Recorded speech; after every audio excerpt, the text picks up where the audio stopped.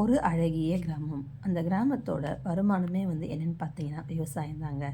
ஆமாங்க, வயல்வெளியில் அங்கங்கே நடுவில் சின்ன சின்ன வீடு கட்டிட்டு மக்கள் வாழ்ந்து வந்தாங்க. கிராமத்தில் ஹீரோவாக நம்ம மங்கி இருக்கான். இதே போல் தாங்க ஒரு குடும்பம் இருக்குது. அந்த குடும்பத்தில் ஒரு அப்பா, அம்மா, ஒரு பொண்ணு. அப்பாவும் அம்மாவும் நாள் முழுவதும் கழனியில் வேலை செஞ்சுட்டு ரொம்ப சோர்வாக வீட்டுக்கு வருவாங்க. அது போல் அவங்க வரத்துக்கு முன்னே அந்த பொண்ணு ஸ்கூல்லேருந்து வந்து எல்லா வேலையும் வீட்டில் செஞ்சுட்டு தன்னோட ஹோம்ஒர்க்கையும் முடிச்சுட்டு தன்னோட அப்பா அம்மா வருகைக்காக காத்துட்ருப்பா. அப்பா அம்மா வந்ததுக்கப்புறம் அவங்கக்கிட்ட ரொம்ப சந்தோஷமாக பேசிட்டு இன்றைக்கி ஸ்கூலில் என்ன நடந்துச்சு, மிஸ்ஸு என்னெல்லாம் சொல்லி அவளை பாராட்டினாங்க அப்படின்னு எல்லா ஸ்டோரியும் அவங்க அப்பா அம்மா கிட்ட ஷேர் பண்ணுவாள். அவளை ரொம்ப நல்ல பொண்ணாக வளர்த்துட்டு வராங்க. அவள் 12th படிக்கிறா, நல்ல மார்க்கும் எடுத்துடுறா. மேற்கொண்டு படிக்கணும். அவளோட படிப்புக்காக தன்னோட அப்பா அம்மா என்ன பண்ணுறாங்கன்னா, சின்ன வயசுலேருந்தே கஷ்டப்பட்டு வேலை செஞ்சு கொஞ்சம் கொஞ்சமாக காசை சேகரித்து வைக்கிறாங்க.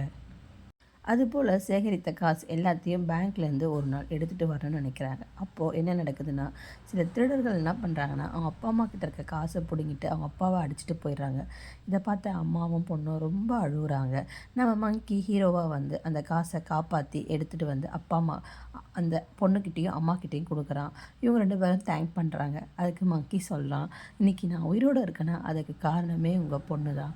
ஸோ எனக்கு நன்றிலாம் சொல்லாதீங்கன்றாங்க. அவங்க ரொம்ப ஷாக் ஆகுறாங்க. என்ன சொல்கிற நீ அப்படின்ற மாதிரி. ஒரு நாள் நான் கீழே விழுந்திருந்தேன். அங்கே எல்லாரும் என்னை பார்த்துட்டு போனாங்க. ஆனால் யாருமே எனக்கு உதவி பண்ணல. அப்போ உங்கள் பொண்ணு ரொம்ப சின்ன குழந்தையாக இருந்தா. அவள் தான் என்னை பார்த்து தூக்கிட்டு ஹாஸ்பிட்டலுக்கு கூப்பிட்டு போனான். அங்கே ஹாஸ்பிட்டல் கூட்டிகிட்டு போனது மட்டும் இல்லாமல் என் கூடவே இருந்தா. எனக்கு கட்டு போட்டு வைத்தியம் பார்க்குறவரில் கூடவே இருந்து பார்த்துட்டா. அதுக்கப்புறமா என் கை நல்லா ஆகிறவரில் எனக்கு தேவையான சாப்பாடு எல்லாத்தையுமே அவள் தான் கொடுத்தா. உங்கள் பொண்ணு மறந்துட்டுருக்கலாம், ரொம்ப சின்ன பொண்ணு, அதனால் மறந்துட்டா, ஆனால் எனக்கு ஞாபகம் இருக்குது அப்படின்னு மங்கி சொல்கிறான்.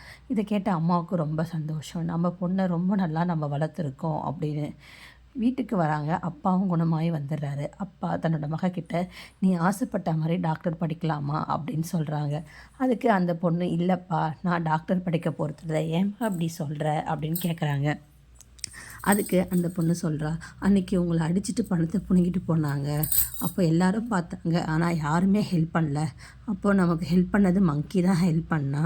ஸோ நான் வெட்னரி டாக்டர் ஆக போகிறேன். நான் வெட்னரி டாக்டர் ஆனதுக்கப்புறம் வாயில்லாத ஜீவன்களுக்கெல்லாம் வைத்தியம் பார்க்க போகிறேன்.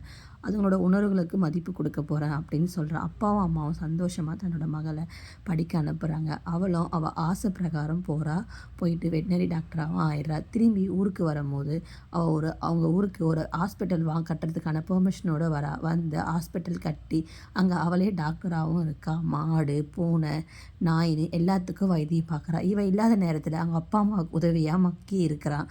தன்னோட மகள் வந்ததுக்கப்புறமும் மங்கி அவள் கூடவே இருக்கா. உங்களுக்கு இந்த மங்கியோட செயல் பிடிச்சிருக்கா, இந்த பொண்ணோட மனிதநேயம் பிடிச்சிருக்கான்னு கமெண்ட் பண்ணுங்கள். இந்த குடும்பமும் இப்போ ரொம்ப சந்தோஷமாக இருக்குது. உங்களுக்கு இந்த கதை பிடிச்சிருந்தா எங்கள் சேனலை சப்ஸ்கிரைப் பண்ணுங்கள், ஷேர் பண்ணுங்கள், லைக் பண்ணுங்கள். தேங்க்யூ.